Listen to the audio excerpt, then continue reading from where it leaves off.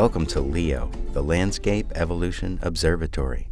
That's a big name for a big experiment. In fact, LEO is the biggest earth science experiment ever built, and it's all taking place at the University of Arizona's Biosphere 2, a world-renowned facility for earth science research.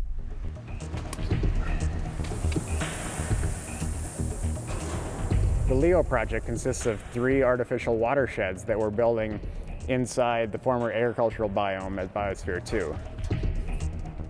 We're essentially building 3 large ships in a bottle, 3 large mountain slopes that all have to come in through a 10 by 10 opening in the facility wall. So you guys are marking depths for figuring out where the sensors are going to go in the soil? Yes. One of our goals in building these large landscapes is to really understand what happens to water after it enters the landscape as rain.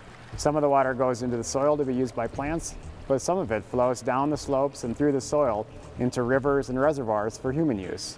If we understand better how the water on the slopes behaves, we can better predict how much water will be available for human use downstream. So each one of these artificial slopes that we're building will essentially fill each of the 3 bays of the former agricultural biome. They'll be 100 feet long, 40 feet wide, and over 30 feet tall. On top of that will be soil, and actually the weight of the soil is the biggest part of the mass of the structure.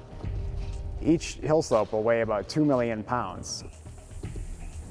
So we're building small prototype slopes in order to make sure that our design for the larger slopes is going to work well. We're using them to test the soils. We need to make sure that the soils have the right physical composition so that water flows through it fast enough that we get hydrology, but not so fast that plants can't survive.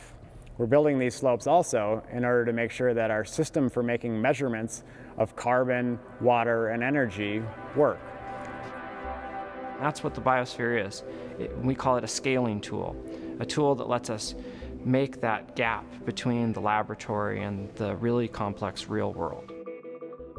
It's having enough space so that you get complexity evolving in time.